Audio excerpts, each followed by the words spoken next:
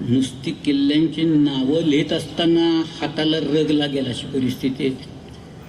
ते युद्धबिद्धन वगैरे बाकी लढाया वेळा जाऊ देत सगळ्या ते सगळे, पण किल्ला घ्यायचा तो बळकट करायचा, परत शेजारचा डोंगर उपद्रवी असेल तर पाडून टाकायचा किंवा त्याला फोर्टिफिकेशन्स करायचे आणि एक शृंखला, एक डिफेन्सची लाईन निर्माण करायची. शिवाजीराजांनी इथे केलं. हे काही सामान्य कृत्य नाही आहेत, ही सगळे असामान्य कृत्य महाराजांच्या हातनं घडलेले आहेत. आपल्याकडे एक काव्य आहे. काव्य म्हणजे काय, आपल्याकडं कवी तरबेजच येतो काय. हल्ली तर एक नवीन प्रकार असा आहे की गद्यच लिहायचं आणि त्याला काव्य म्हणायचं वगैरे, असंही चालू आहे सर. कारण त्यांना यमक बिमक जुळवता येणंच अशक्य आहे मुळात. पण एक महाराष्ट्र कवी होते आणि त्यांनी एक खंडकाव्य लिहिलं शिवाजी महाराजांच्यावर, खूप मोठं, छत्रपती शिवराय म्हणून एक काव्य खूप मोठं आहे. तो चांगलं लिहिलं आहे ते. त्यांचं नाव यशवंत दिनकर पेंढरकर किंवा कवी यशवंत, राजकवी यशवंत. त्याने एक अशी कल्पना मांडली की एक बाहेरचा कोणीतरी पांथस्थ इथं आलेला आहे, म्हणजे महाराष्ट्राबाहेरचा आहे, आणि तो एका शिखरावर उभा आहे, कुठल्या तरी अशा सह्याद्री मंडळाच्या या एका शिखरावर उभा आहे. आणि तो म्हणतोय, डोंगरानो का उभे, सांगाल का काही मला, 300 वर्षांचे जो मागला तो मामला. कुणी फिरस्ता हिंडतावनी वदला ऐशी आर्जव वाणी, ऐकून त्याची आर्त भावना आली येथल्या जडा चेतना. मला विचारा मीच सांगतो आधी या माझ्याकडे, सरसावत एक एक पुढे हात उभारणी घुमू लागले डोंगर किल्ले बुरुजकडे. आणि मग ते आपली कथा व्यथा हे त्या पांथस्थाला सांगतायत. तो त्याच्यात गुंगून चाललाय. तो पुरंदर म्हणतोय माझ्याकडे या, विशाळगड म्हणतोय या इथं, बाजीप्रभूची कथा मी तुम्हाला. अशी ती कल्पना करून त्यांनी फार सुंदर काव्य रचलं. अमीन ठाणे दार शिरवळी सुभान मंगळ कोटात, निपटून जाते निमिषात, फत्तेखाना दिला तडाखा पुरंदराच्या परिघात. असं त्यांनी ती गजापूरचे खिंड बाजीच्या रुधिरे स्नात, तिचं पावन खिंड म्हणून इतिहास करी प्रणिपात वगैरे. आता हे काव्य सोडून देऊ, इतिहास त्यातला बाजूला ठेवू आपण. पण स्फुरण, चेतना आणि प्रेरणा या शिवचरित्रात किती आहे. आणि शिवाजी महाराजांना हा जो स्वातंत्र्याचा मंत्र आहे ना, हा त्या सह्याद्रीनं शिकवलेला मंत्र सगळ्या, तो जो वारा आहे. म्हणून आज सह्याद्रीवर आपण का जातो. आज मी अनेक वेळा जाऊन किल्ल्यांवर जातो ना, मला यातना होतात. कारण मुलं एखादी ट्रिप अरेंज केली ना, ट्रिप परवाच बाबासाहेब सांगत होते की निनादराव आम्ही एक आनंद यात्रा म्हणून घेऊन जातो आम्ही, आणि मग मुलांना किल्ले वगैरे असे दाखवतो इकडे. परवा काही मुलं आली होती, तरुण मुलं होती सगळे, आणि ते विचारत होते हा कुठले कुठले काय काय, which forts you are going to visit. आणि काहीतरी सांगितले बाबा आम्ही ते इकडे जाणार तिकडे जाणार वगैरे. AC बस आहे का, बस AC असली तर आम्ही येणार. किल्ल्यांवर गेल्या की नंतर गाणी तर काय विचारच नको तशी चालतात. एक शेली नावाचा कवी होता, शेले, ब्रिटिश कवी होता. तो म्हणाला होता, you tell me the song on the lips of your youth and I will tell you the future of your nation. आणि काय चाललंय, एक आनंदवन भुवन कुठे आहे. एक माणूस नाचला, आनंदवन भुवन निर्माण झालं म्हणून. हिंडता फिरता स्वप्नी जे देखिले रात्री, ते ते तैसे की होत असे. हिंडता फिरता गेलो आनंदवन भुवन. कुठे त्या आनंदवनात तसं. महाराष्ट्र हा प्रेरणादायी होता एकेकाळी. महाराष्ट्रानं अनेक संदेश दिले. महाराष्ट्रानं क्रांतीचे संदेश दिले. महाराष्ट्रानं अध्यात्माचे संदेश दिले. पार अगदी कुठपर्यंत जावेत, पंजाबपर्यंत. नामदेव महाराजांचे पंजाबमध्ये गेले. दिल्लीपासनं सगळीकडे नामदेव महाराजांचं नाव आहे. इथं संतांची तर काही म्हणजे मांदियाळीच आहे सगळे, शेकडो आहे. जुन्नरचे इथं नारायणगाव आहे. मी तिथे एकदा व्याख्यानाला गेलो होतो, ते म्हणाले आमच्या मठात या नाही 5 मिनटं आलात तर बरं होईल. इथे एक साधू पुरुष झाले, त्यांनी ग्रंथ रचलाय, तर आम्ही तो छापलाय म्हणाले. म्हटलं चला येतो मी गेलो. एवढा मोठा ज्ञानसागर या नावाचा ग्रंथ, कुठं, नारायणगाव. नारायणगाव म्हणजे आपल्या साबरी शेखांचं गाव तिथं. ते राप फडणीस म्हणून विद्यालय आहे, तिथं शिकलं आहे साबरी शेख. तिथं माझी व्याख्यान ठेवली होती त्यांनी. आणि मी तिथं गेलो त्या नारायणगावमध्ये, आणि तिथं ज्ञानसागर या नावाचा अतिशय उत्कृष्ट असा ग्रंथ तिथं ठेवला. हे सगळीकडं ते महाराष्ट्राभर पसरलेलं. महाराष्ट्रातच नेमकं असं का व्हावं? सगळं एवढी अधोगती का प्राप्त व्हावी आम्हाला? संतांनी इतके सुंदर विचार दिले की आता मराठी लोक म्हणतात मराठी शाळा चालवणं अवघड झालेलं आहे.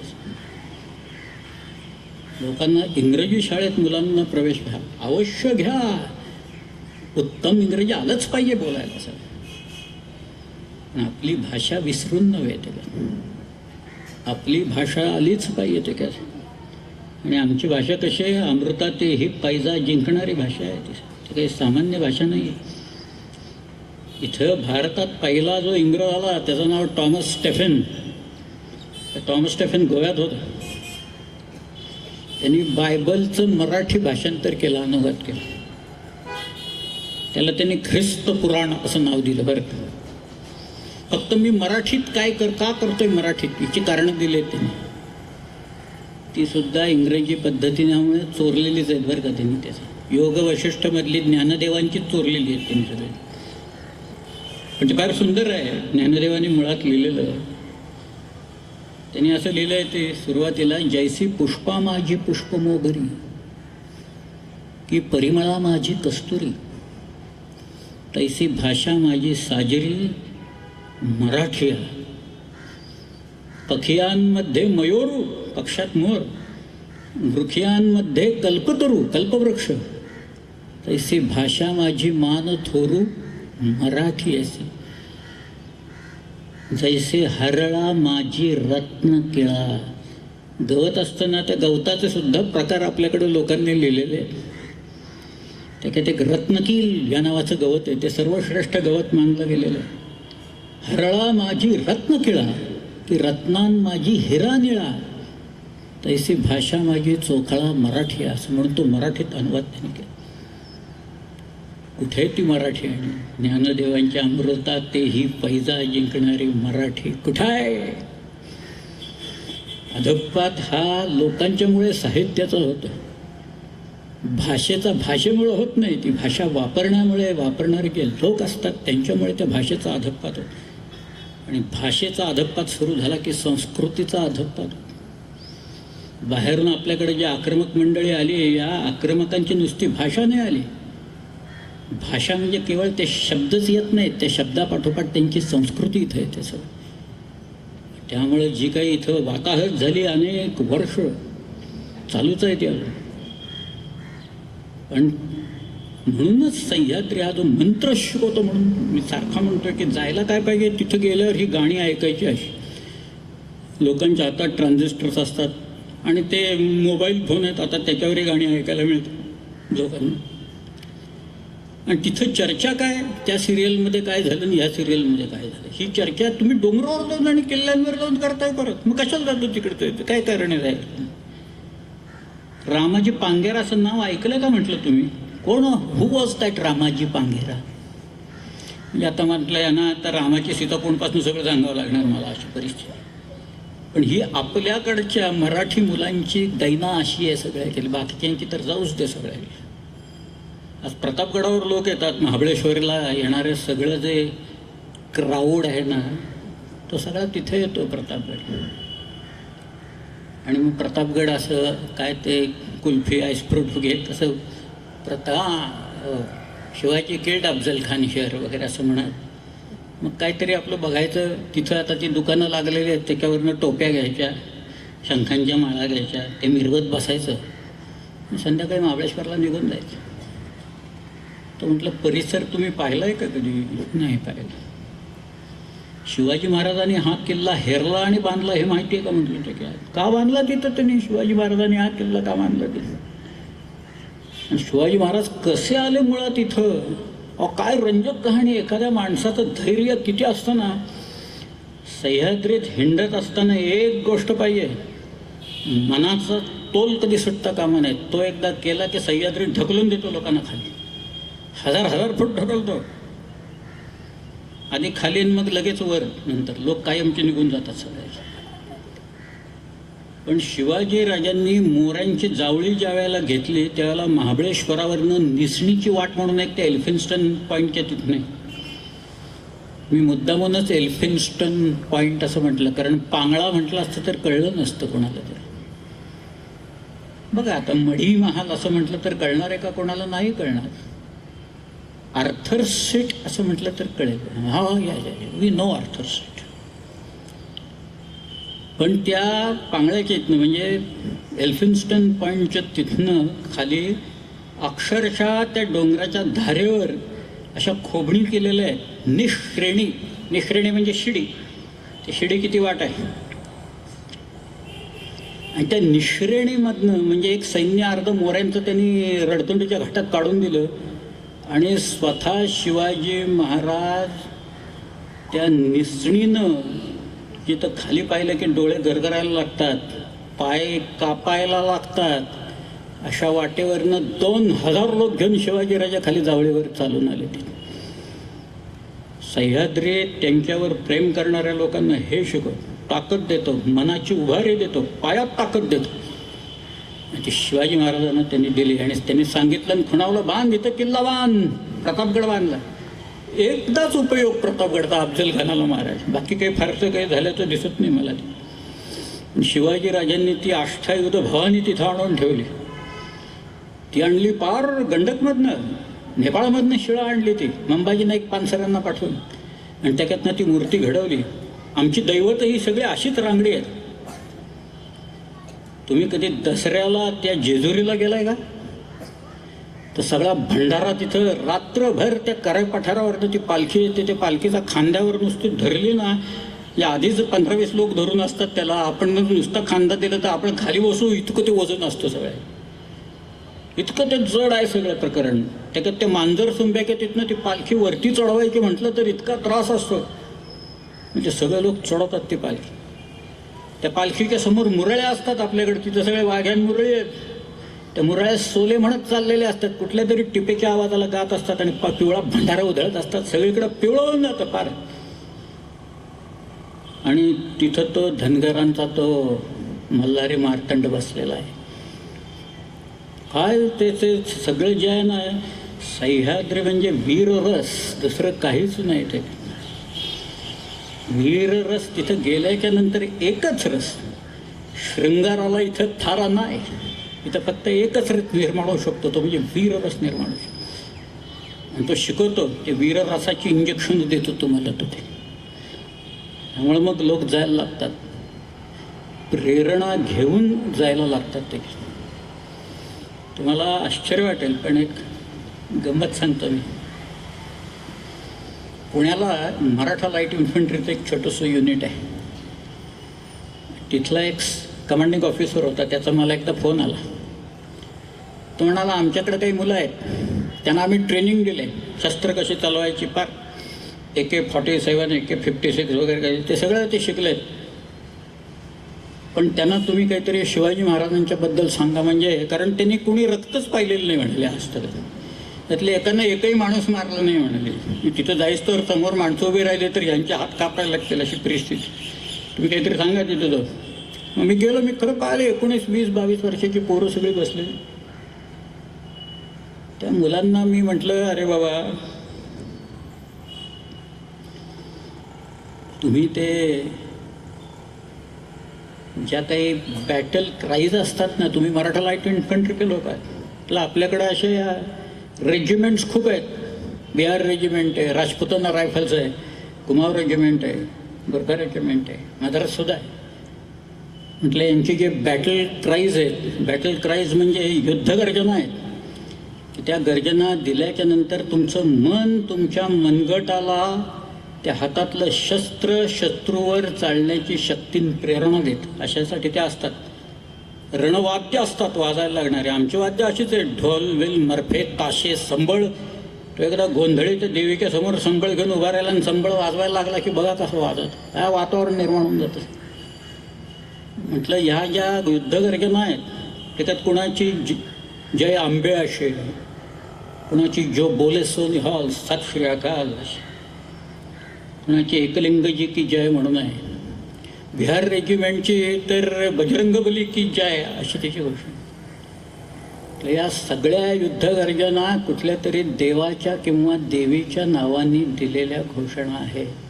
फक्त मराठा लाईट इन्फंट्रीची घोषणा आहे की बोल श्री छत्रपती शिवाजी महाराज की जय, अशी एका मनुष्याचं नाव.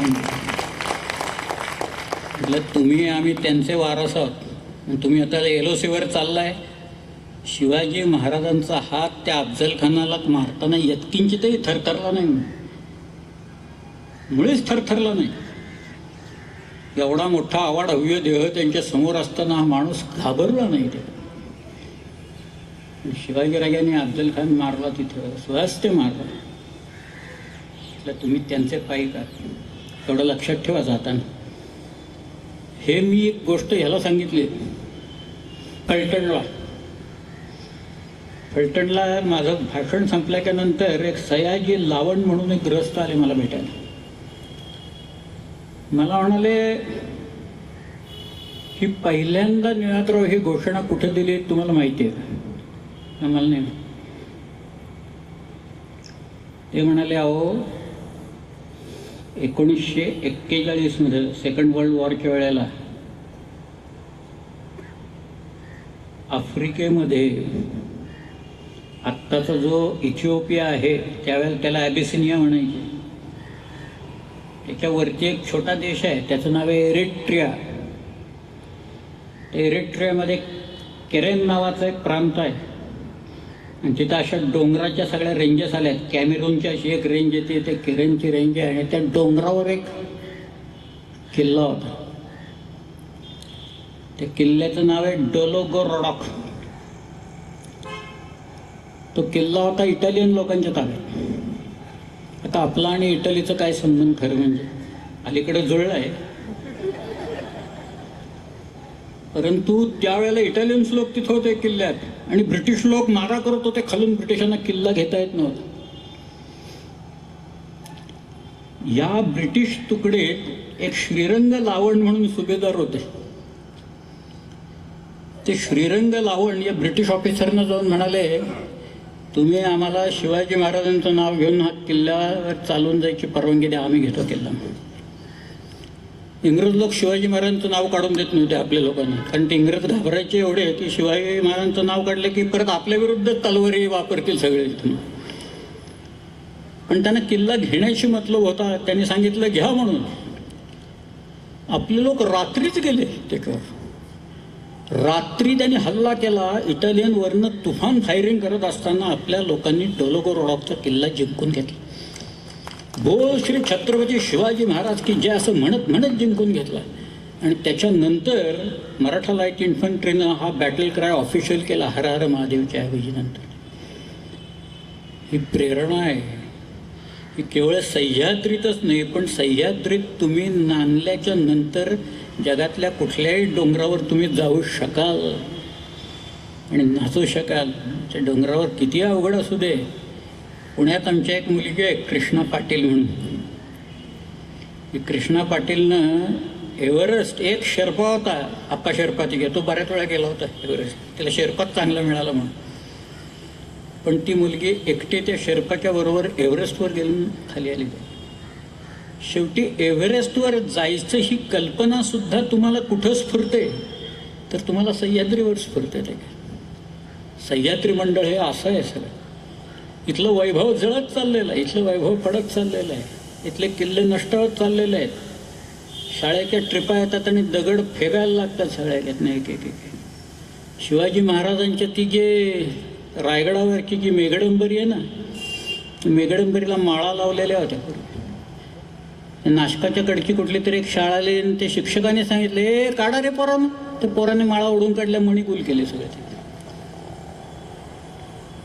आपण किल्ल्यांवर कशाला जातो हे शिक्षकांनाच माहीत नसेल तर त्या पोरांना काय कळणार आता सगळं. तर रायगडाची ही दुर्दशा आहे, राजगडाची दुर्दशा आहे. ह्या दोन शिवाजी महाराजांच्या राजधान्या होत्या. खरं म्हणजे हे दोन्ही किल्ले 17व्या शतकात जसे होते तसे जर का परत बांधून काढले तर शिवाजी महाराजांना खरी श्रद्धांजली ती ठरेल आणि त्यांचं सगळ्यात उत्तम स्मारक ते ठरेल.